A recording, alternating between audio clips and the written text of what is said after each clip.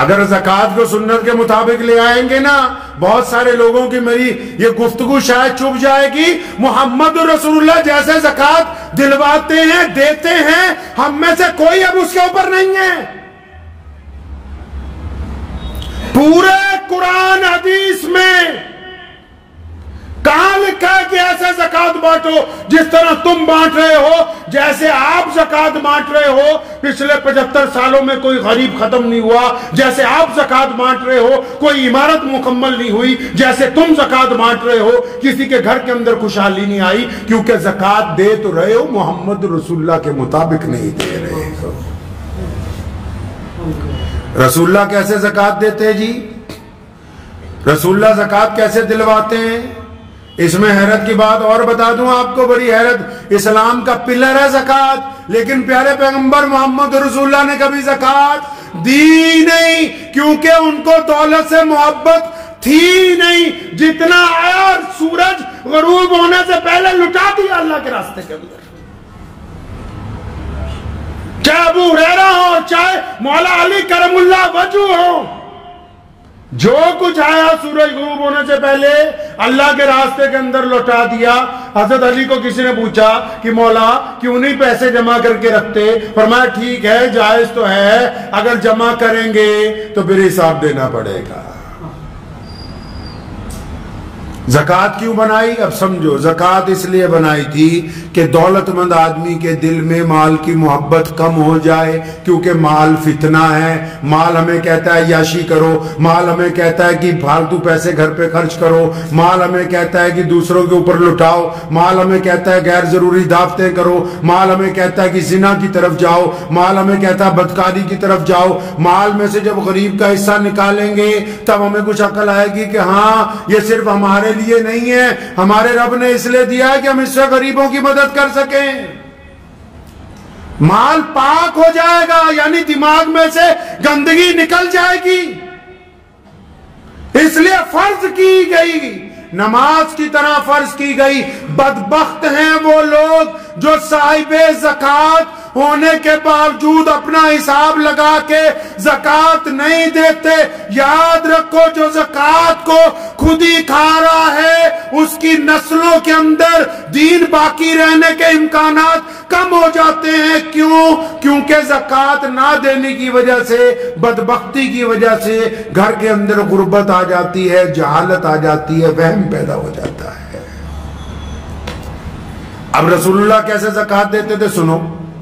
رسول اللہ فرماتے تھے، اسلام نے جو شریعت میں آئیڈیل دیا ہے زکوٰۃ کا نا، ہم میں سے کوئی اس پر نہیں ٹکا ہوا۔ کیا آئیڈیل ہے جی زکوٰۃ کا؟ محمد رسول اللہ نے سیدنا ابو بکر کی ڈیوٹی لگا رکھی ہے، سیدنا بلال رضی اللہ عنہ کی ڈیوٹی لگا رکھی ہے، ابو ہریرہ کی ڈیوٹی کیا ڈیوٹی ہے جی؟ کہ زکوٰۃ اکٹھی کر کے یہاں لاؤ مسجد نبوی میں۔ زکوٰۃ کو سینٹرلائز کیا، اکٹھا کیا۔ زکوٰۃ کون کہتا ہے زکوٰۃ صرف پڑھانے کے لیے دینی چاہیے؟ لوگ کہہ رہے ہیں کہ صرف مدرسوں میں دو۔ جو دوسرے لوگ ہیں ماڈریٹ زکوٰۃ فنڈ جنہوں نے بنا رکھے ہیں، وہ کہہ رہے ہیں صرف ہمیں تو، ہم یونیورسٹیاں بنائیں گے، کالج بنائیں گے۔ کہاں کس کتاب میں لکھا ہے کہ زکوٰۃ تمہیں پڑھانے کے لیے دینی ہے؟ محمد رسول اللہ نے زکوٰۃ کا مرکز بنایا۔ کیوں مرکز بنایا؟ کیونکہ اس محلے کی زکوٰۃ جب اس مسجد میں اکٹھی ہوگی، حضرت عمر ثانی عمر بن عبد العزیز رحمۃ اللہ علیہ فرمایا کرتے تھے، جب زکوٰۃ اکٹھی ہو جائے نا تو جس کاروباری کا بھٹا بیٹھ گیا ہے، جس کاروباری کے اوپر اتنا قرض آ گیا کہ دکان بند ہو گئی ہے، جس مسلمان کے پاس اتنے پیسے بھی نہیں کہ وہ دہاڑی بھی کر کے اپنا روزگار نہیں چلا پاتا، تمہارے پڑوس میں جو ایسا بندہ ہے جس کے پاس کاروبار سرے سے ہے ہی نہیں، جو ایک ریڑھی لگانے کے قابل بھی نہیں ہے، یک مشت ایک آدمی کو ہر سال اتنی زکوٰۃ دو کہ اگلے سال وہ زکوٰۃ دینے والوں میں شامل ہو جائے۔ کیسے زکوٰۃ بانٹ رہے ہو؟ کیا رسول اللہ کی سنت ہے؟ کس کتاب نے کہا کہ یہ سنت ہے؟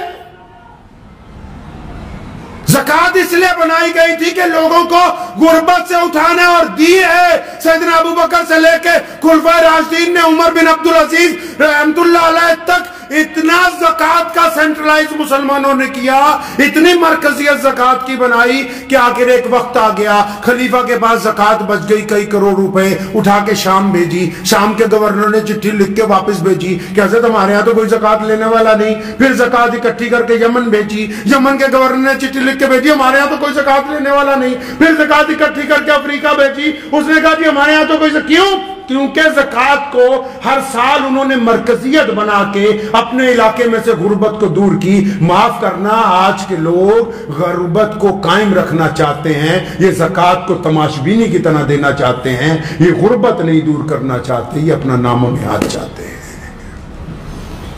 یہ جتنے بڑے بڑے چودھریوں کے پاس, گستاخی کی معافی سے کہہ رہا ہوں, جو بڑے بڑے ادارے بھی بن گئے نا, ان کے اپنے مولوی بھوکے مر رہے ہیں, قرض میں ڈوبے ہوئے ہیں, سود پہ پیسے لے لے کے مرنے کے لیے تیار ہیں, خودکشیاں کر رہے ہیں, اور تم زکات کے اوپر سانپ بن کے بیٹھے ہوئے ہو کہ نہیں یہ تو پڑھائی پر. کس پڑھائی پر؟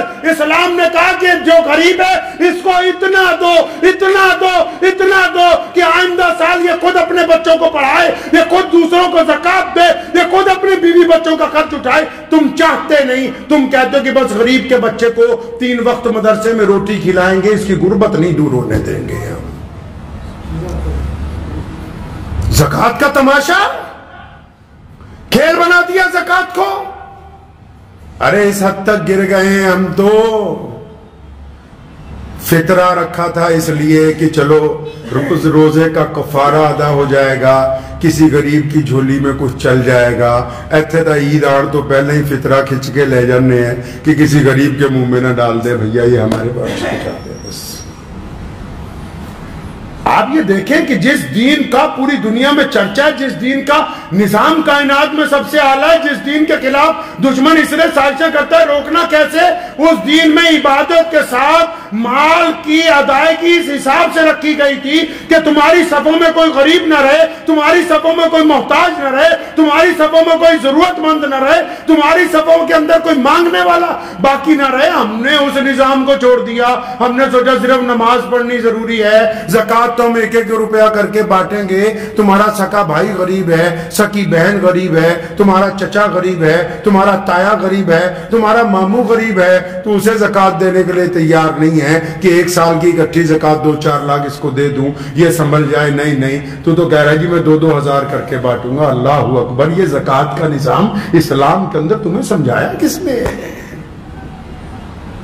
اور زکات تو یہ صرف وہ فرض ہے جو مالداروں پہ دینی, اس کے بعد بھی قرآن نے کہا کہ جو دینا اللہ کے راستے میں اور دو, رکو نہیں, رکو نہیں, اللہ سے کاروبار کرو, رکو نہیں اللہ کے راستے کے اندر مال خرچ کرنے سے.